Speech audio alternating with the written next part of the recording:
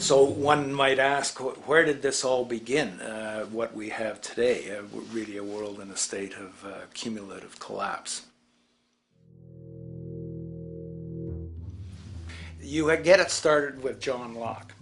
And John Locke introduces property, and he has three provisos for just private right and property.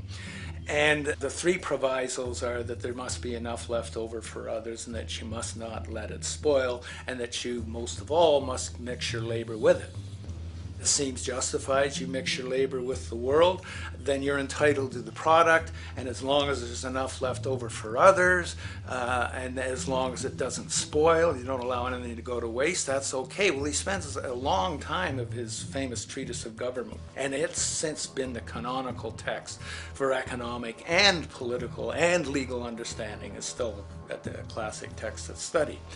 Well, what he did is, after he gives the provisos, and you're almost thinking at the time whether you're for private property or not, he's given a very good and plausible and powerful defense of private property here. Well, he drops them.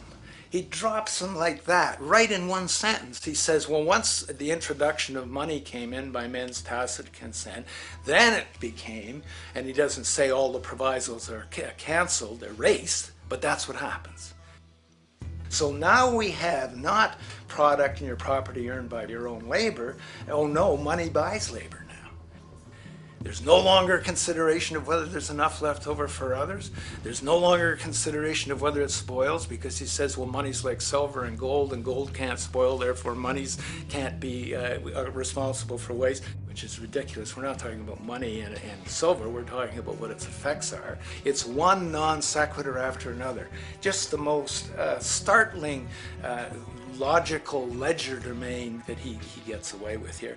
But it fits the interests of capital owners. Then Adam Smith comes along, and what he adds is the religion to this. Locke started with God made it all this way. This is God's right. And now we get also with Smith coming along and says it's not only God's, I mean, he's not saying this, but this is what's happening philosophically in principle. He's saying it's not only a question of private property, that's all now presupposed, is given. And that there's money investors that buy labor, given. That there's no limit to how much they can buy of other men's labor, how much they can accumulate, how much inequality, that's all given now.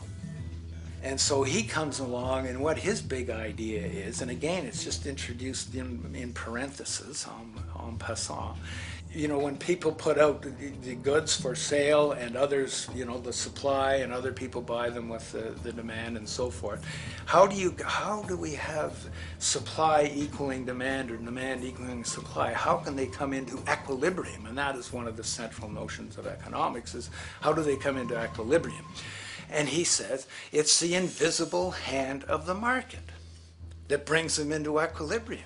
So now we have God is actually immanent. He just didn't give the rights to property and how, you know, all its wherewithal and its natural rights of doing all that Locke said.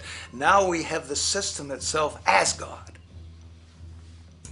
In fact, Smith says, when he talks, and you'll never find this quote again, you have to read the whole of the Inquiry into the Wealth of Nations. He says, the scantiness of subsistence sets limits to the reproduction of the poor, and that nature can deal with this in no other way than elimination of their children.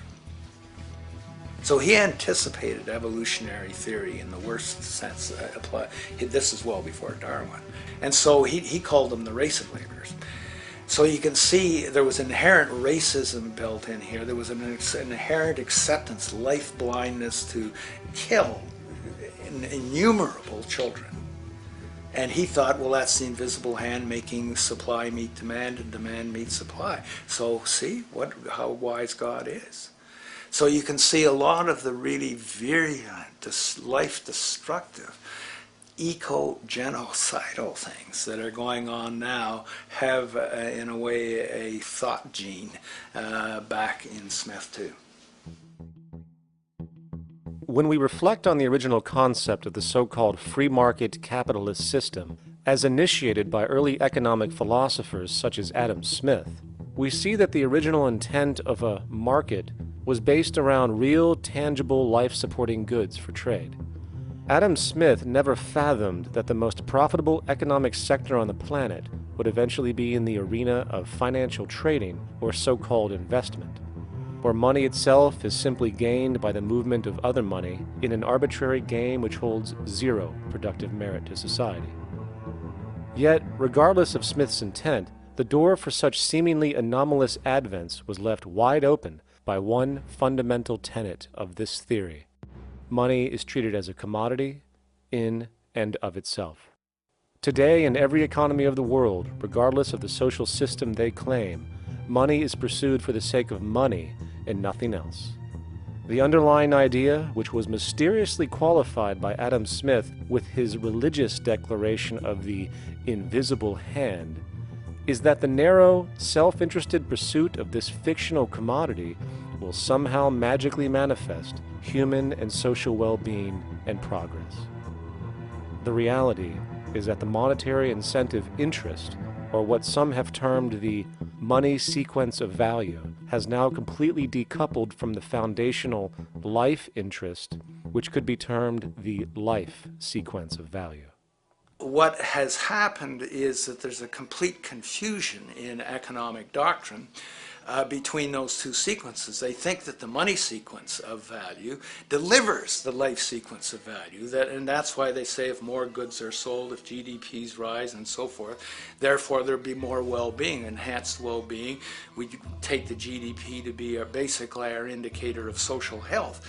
Well, there you see the confusion. It's talking about money sequences of value, that is all the receipts, all the revenues that are derived from selling goods, and they're confusing that with life reproduction, so that you have built right into this thing from the beginning is a complete conflation of the money and life sequences of value. So we're dealing with a kind of structured delusion that becomes more and more deadly as the money sequence decouples from producing anything at all.